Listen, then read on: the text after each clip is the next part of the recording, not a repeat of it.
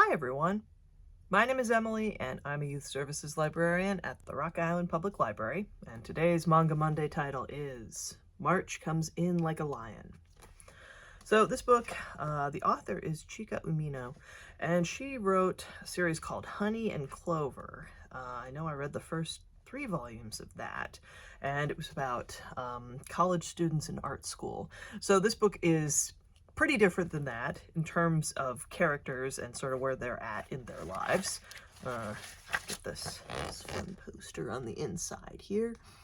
And the deal with this book is the person who's on the cover, his name is Rei Kiriyama, and he is a professional shogi player. Now, if you're not familiar with shogi, I would compare it to chess. I don't know a ton about this game either, but I think that's a pretty good comparison. And I will say throughout this book, occasionally you will get a note from Manabu Senzaki. And this is the shogi consultant for this series. So he's a professional player in real life, and Rei is a fictional one. And he's only 17. So he's living in Tokyo by himself, and he ends up making friends with this trio of sisters. And the way it happens, I mean, it happens kind of in awkward fashion, and you learn sort of about this as the book goes on. But what you know at the start is there are these 3 sisters, and so there is Akari, and she's the oldest, and then there's Hina. Let me just show you the poster again. So here we have the sisters, who are also neighbors, I should say. Like, part of the reason they only live across a bridge from one another. Like, they're in Sangatsucho, and Rei is in Rokugatsucho, I think.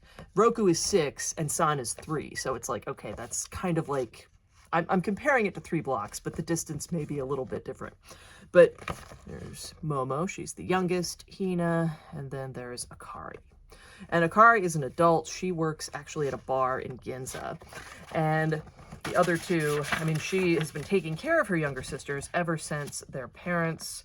Well, we don't know exactly in this first volume what has happened to the dad, but we know that the sisters' mother and grandmother have both died fairly recently.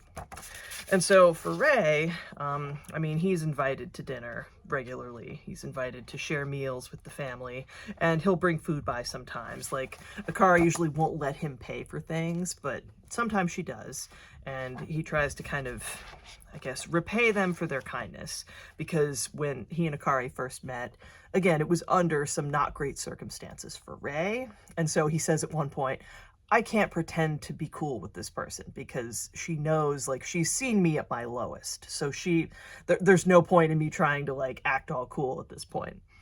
But I will say, as you get to know these different people, one of the things about Rei is he, as a professional shogi player, I mean, he's playing against adults, and that kind of leads into awkward situations sometimes because, like, certain adults, I mean, they'll, like, want to go out drinking. And this is how he initially met Akari at this bar. But this is his rival Harunobu, and they're actually about the same age. So in this case, this is somebody who, I mean, he's determined, like, when Rei beats him, it's like, okay, next time I'm gonna win. And both of them are moving up the ranks in the world of shogi. Rei explains that the life of a pro shogi player is 30 to 40 matches a year. There are other title matches besides the ranking tournament. It's called Meijin. If you win your matches and advance in the tournament system, you get more matches. Top-tier players have 70 to 80 matches a year. And he says at one point, like, when he's talking to this teacher he knows, Rei doesn't really go to high school. He kind of does. Like, he started school a year behind. And again, he has a job. Like, the teacher he knows asks at one point, like, oh, how does this work? Do you get paid weekly? And it's like, no, you get your money deposited in a bank account at the end of the month. And depending on how well you do in shogi matches, that can determine how much money you make. And of course, your record helps to determine your ranking. So for Rei, at the start of this book, he is rank C1, 5 Dan, 17 years old. And again, the consultant for this book explains at the start, basically, you become a professional at 4 Dan, and the upper limit on the Dan ranking is 9th. So that's kind of what Rei is aiming for here. But he's also a young person living by himself. And he has this sort of, again, weird mix of adult and friends closer to his age. And he's sort of navigating this world knowing that his life would be very different if his family had not died suddenly years ago. Ray is the only survivor. He was on a field trip, actually, when his parents and younger sister, they were driving somewhere and they got hit by a drunk driver. So Ray knows, in meeting the three sisters, they're sort of grieving for their mom. And he knows, okay, you know, this is sort of a more recent pain for them because, like, partway through the book, they celebrate Oban, which is a summer festival to kind of commemorate the dead.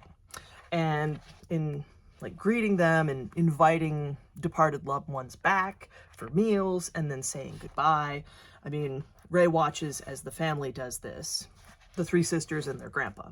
And he's thinking, like, well, okay, they all smiled like they usually do, but they look somehow serious and lifeless. And for Ray's part, he can't really remember when exactly he stopped grieving his family as intensely as he once did. Although at one point, he gets a call from Akari near the end of the book, and she's like, hey, you know, our aunt, she had a bad fall, you know, she broke her leg, actually, we're at the hospital right now. I'm with Hina, can you go pick up Momo from preschool? And Ray's like, yeah, sure, you know, of course, that's fine. But as they're going home, she ends up getting chased by this dog that gets off its leash, and he's, you know, she's not badly hurt, but she falls down, and little kids fall down sometimes, and they get bruised. And so he takes her home and kind of patches her up, but she says after the fact that Ray was really crying, you know, he was really upset. And Akari points out, like, well, you know, he was probably thinking about the fact that he used to have a little sister. And sure enough, he's remembering seeing his parents and sister for the last time. And you know, by the end of this first volume, even though shogi is such a big part of Ray's life, he didn't always like it that well. Even now, you sort of wonder how much he enjoys it exactly. But he is very skilled at it. Like, as a kid, he started playing because his dad was a doctor, his dad was really busy, and it was a way for him to spend time with his dad. Like, during rare times, his dad was off of work because his dad loved playing shogi. But in becoming a professional player now, I mean, Ray is thinking back to how he was adopted after he was initially orphaned, and at 17, he's still a minor. In Japan, you have to be 20 years old to be legally considered an adult. So his life is still this kind of in-between thing, where he's not a kid, he's not an adult, he's this third thing. And so having these three sisters who are his neighbors, this helps him feel like he has some place where he belongs, but there's still this feeling of, well, in winning matches, in doing well at shogi, that always means that my opponent loses. And Ray feels kind of bad about that. Really, it seems like he's happy to have the life he has. At least at the start, I mean, it seems like this sort of incredible way to live, especially for a young person. But at the same time, as you read, you start to think, well, maybe he's not exactly happy living like this on his own. I mean, maybe it's the best, under the circumstances, the best kind of life Ray could be having right now, because he is still grieving the loss of his family. I mean, he's still kind of in shock from this, and certain things will make him remember, oh yeah, that's why I'm here, that's why I'm living by myself, this is how I got to this moment. So it's a really interesting manga. You'll learn about shogi, and you'll have like these sweet scenes with Ray and his sort of found family, but in addition to that, I mean, you have like the Kawamoto sisters and their sort of grieving process. And so even though it's like, oh, you know, there's these nice family scenes, there's also just what's going on underneath for the different characters and how they're all kind of coping with their various traumas in different ways. So if you like realistic fiction, I would check this out. Again, this is an author I've enjoyed before, and when I read about this manga, I thought, oh yeah, I'd probably enjoy that, and I did. So if you're interested, I'm gonna order these like physical copies for our library, but there's also digital copies available through our Hoopla app.